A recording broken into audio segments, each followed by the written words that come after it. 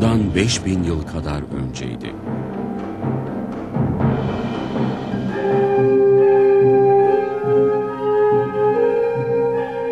Orta Doğu'nun verimli topraklarını içine alan Mezopotamya Ovası'na putperest dinler hakimdi.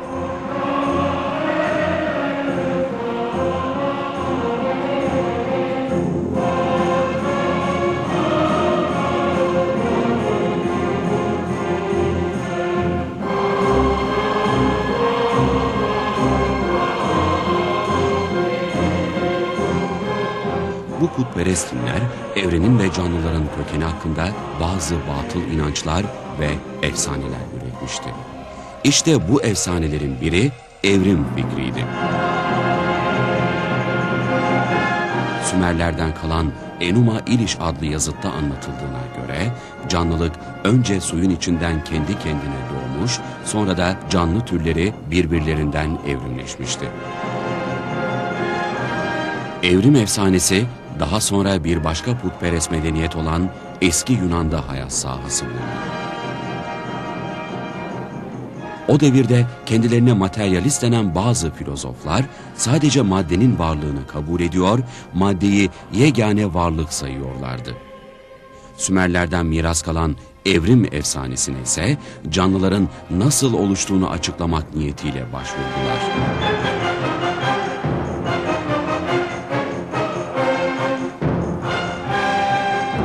Böylece materyalist felsefe ve evrim efsanesi eski Yunan'da birleşti.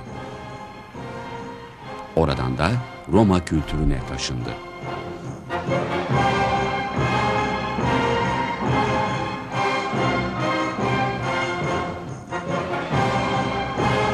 Putperest kültürlere ait birer efsane olan bu iki kavram modern dünyanın gündemine 18. yüzyılda girdi. Eski Yunan kaynaklarını inceleyen bazı Avrupalı düşünürler materyalizmi benimsediler.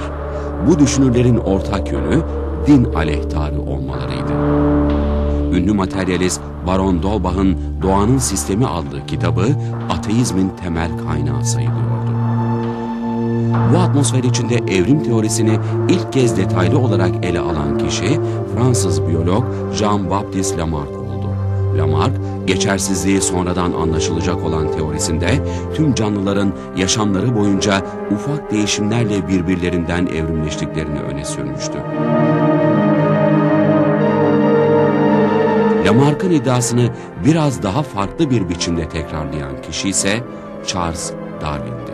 Darwin, teorisini 1859'da İngiltere'de yayımladığı Türlerin Kökeni adlı kitabında ortaya koydu. Kitabında eski Sümer'den beri gelen evrim efsanesini detaylandırmıştı.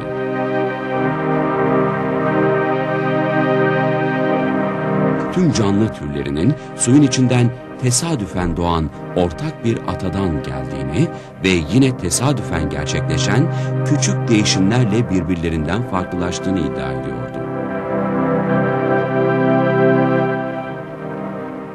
Darwin'in bu iddiası herhangi bir bilimsel temele dayanmıyordu. Bu yüzden de dönemin bilim adamları arasında yaygın bir kabul görmedi. Özellikle fosil bilimciler Darwin'in iddiasının bir hayal ürününden başka bir şey olmadığının farkındaydı. Fosil kayıtları Darwin'in iddia ettiği gibi canlıların ilkelden gelişmişe doğru bir evrim süreci geçirmediklerini ortaya koyuyordu. 100 milyonlarca yıl önce yaşamış canlılar bile bugünkü benzerleriyle aynı gelişmiş ve kompleks yapılara sahipti. Darwin'in hayal ettiği gibi ara geçiş formlarından, yani iki tür arasında geçiş sağlayacak yarım canlılardansa fosil kayıtlarında eser yoktu. İlerleyen yıllarda teorinin diğer iddiaları da bir bir çürüyecekti. Biyokimya, canlılığın Darwin'in iddia ettiği gibi tesadüfen ortaya çıkamayacak bir kompleksiye sahip olduğunu gösterecekti. Değil bir canlı hücresinin, hücredeki en basit bir protein molekülünün bile tesadüflerle meydana gelmesinin matematiksel olarak ihtimal dışı olduğu hesaplanacaktı. Anatomi, canlıların üstün bir tasarıma sahip olduklarını ve ayrı ayrı yaratıldıklarını ortaya çıkaracaktı.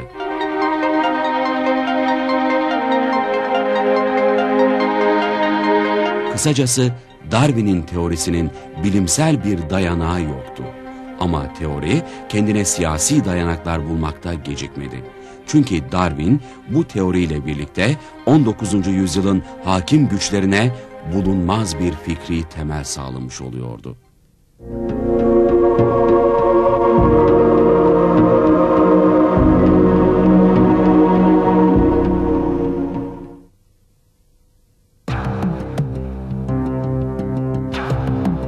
Darwin, teorisinin insan hakkındaki kısmını 1871 yılında yayımlanan İnsanın Türeyişi adlı kitabında açıkladı.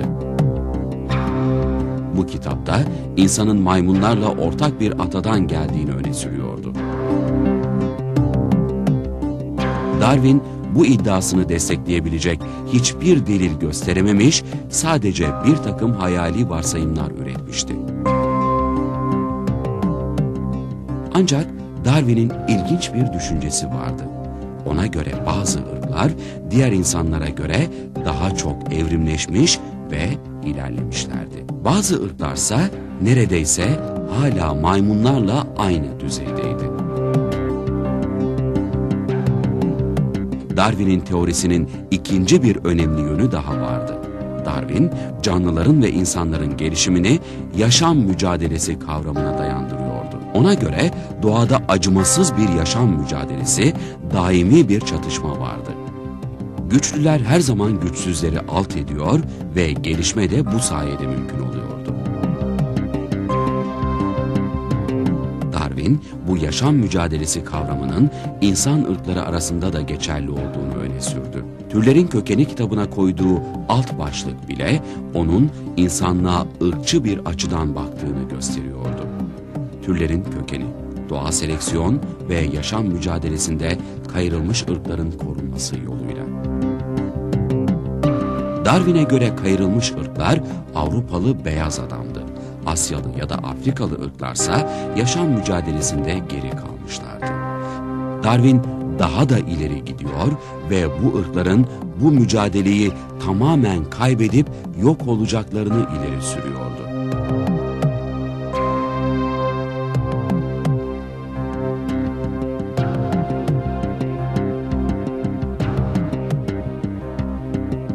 Belki de yüzyıllar kadar sürmeyecek yakın bir gelecekte medeni insan ırkları vahşi ırkları yeryüzünden tamamen silecek ve onların yerine geçecek.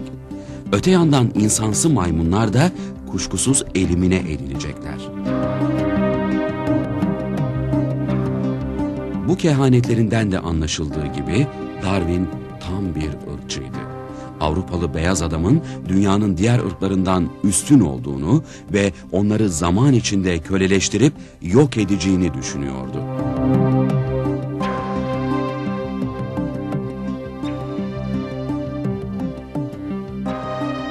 Darwin'in teorisi kendine çok elverişli bir zemin buldu.